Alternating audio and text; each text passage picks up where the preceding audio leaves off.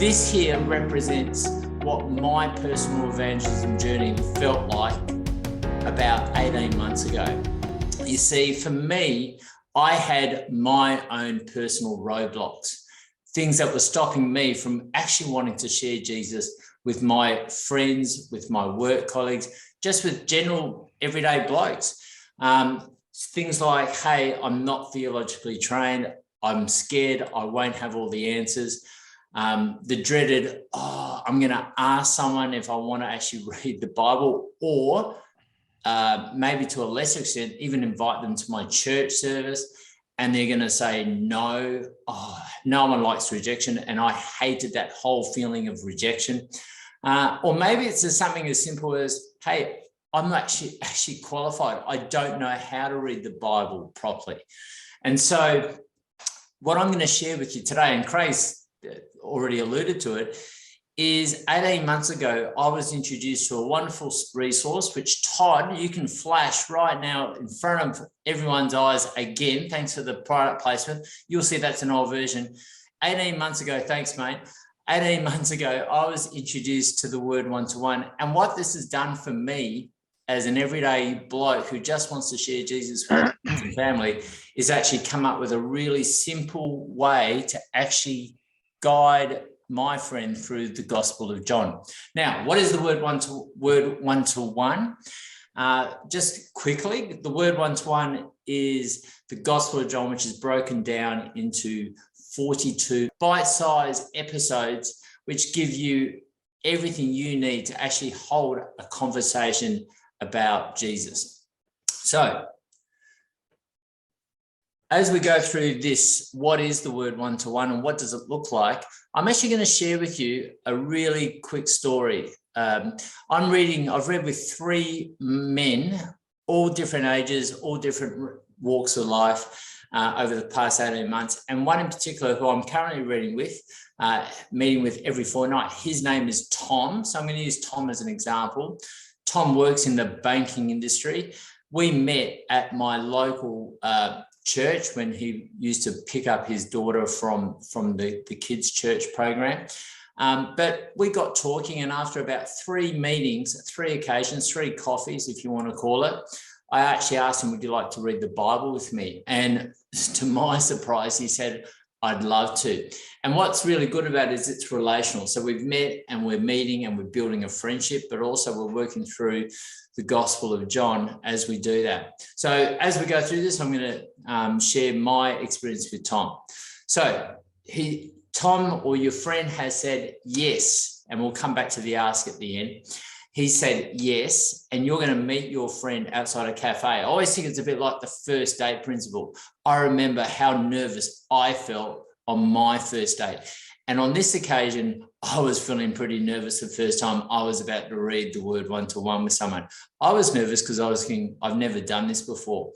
And so if I was nervous, can you imagine how nervous Tom would have felt as a non-Christian? Now, here's reality. So you always get there before he does, or he or she, your friend, does.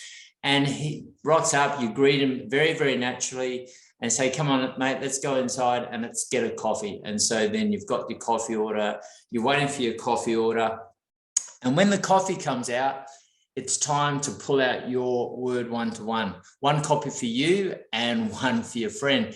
And Todd, that's what the new version of the word one-to-one looks like. And I'm going to share with you some good point of differences as well on the version you've got in your hand today.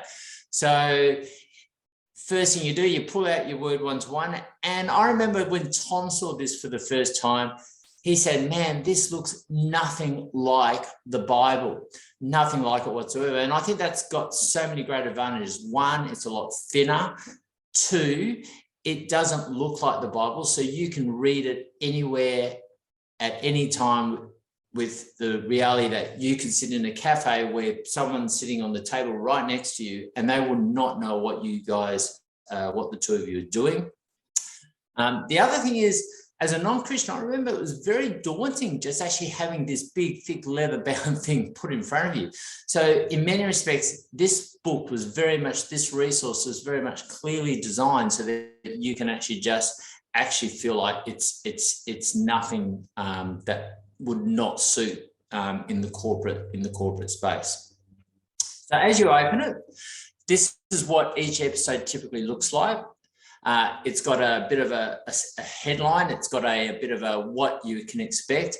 This is the actual episode 1, and you can see, every non-Christian knows something about, if you ask them what Jesus is all about, they always recall, you can always hear the Christmas story through and through. So again, it brings it back to that. But what you're going to see is that it's nothing like that as you read through it. So it sets the scene for you. And some episodes, this is the new version. So Todd, you won't see this in the old version that you got, is that they now contain some really cool maps. And the reason why I think it's really good to see maps is, one, it highlights that it's real, it's a historical event, but also it really helps immerse you in the words as you start reading through it. It sets the scene. So if you're on a port side or whatever the case might be, you can start actually just sharing that experience together with reflecting on as you read through the word. So that's typically the first page of each episode. And this is what the grunt looks like. This is what the main bit looks like. So on the left-hand side of the book, you'll see John's Gospel. They use the NIV version, so that's on the left-hand side.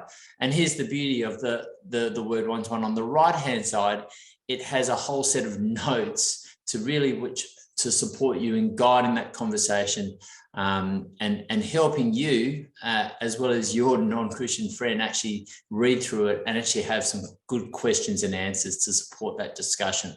So that kind of really alleviated my concern of not really having all the answers. Now, one question I always seem to get is, how do you actually navigate through the pages? As you're reading through the pages, do you read it out aloud or read it in your head? And there's one simple answer to this. And it's a common, maybe it's sometimes we think, it's better to read it out aloud or in your head. But the reality is, whatever your friend feels comfortable to do it as is the answer to that, not what you feel comfortable with. Now, the 3 blokes that I've read with, they're all happy to read it in their head, at their own pace and at their own time. And so typically what I'll do is I'll read through it. I would have highly likely read through it quicker than what Tom would have. And I just watch for his head to raise before then I actually ask him the question, hey, mate, did anything stand out to you? And then it's a complete pause and silence, that awkward silence, which doesn't seem to happen now that we've caught up on a few occasions. But the beauty is you're letting him actually just ponder and think about it. Some people use the Swedish method that I'm aware of, and some might just say, hey, was there anything that really struck you or really, baffled you? But again, here's the beauty, the questions and the answers, and some of those notes on the right-hand side really do support and help keep that conversation flowing. Now, here's another really good value add on the new format. So they've got some really good definitions of keywords and concepts which reinforce some key words. So, for example, the concepts of grace and truth are really important. But, I remember one episode talks about prophets, talks about, all different characters that we, even maybe some of us, would struggle with as we read through some of the characters in the Bible, and so there's a bit of a summary or a definition of those. So again, nothing that's going to help roadblock our reading through of the word one-to-one. Now, this is some might call it a bit of a marketing plug, but I actually have used this a fair bit in the new version. So you'll see there on the bottom, there's a yellow bar that keeps going across. So as you turn the page, it continues to move across. And why that's really, really good is because if you're meeting with someone over, let's say, lunchtime, so I meet with Tom every fortnight over lunch, and if we get stuck, if we slow down, if we haven't, quite got to the end of the chapter and he goes, I got to get back to the office, mate. Well, we can actually say, well, we've made it about halfway. How about we just put a bookmark in and we'll come back to it next time? And that's the beauty of it. You can do it at your own pace, knowing that, it's not a sprint, it's a marathon in very much in respect, and you can do it at your own pace. And so that just gives you a guide as to how far through the episode you are. This is probably my favorite page in the word one-to-one for many, many reasons. I call it the highlights reel. I'm a bit of a sports buff.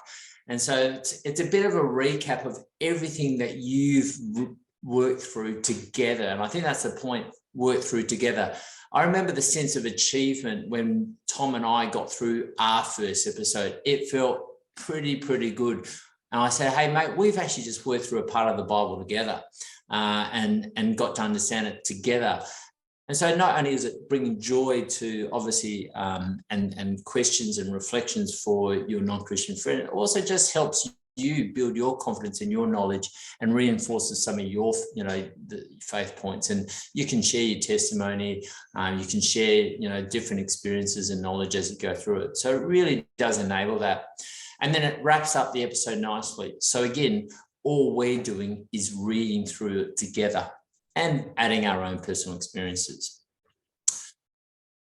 And so then what you'll see, the last page of each episode is, it actually just shows what passage you've actually worked through if we were to look at it in the Bible. And I think this is really good because then again, it just reinforces, hey, we've actually read part of the Bible together.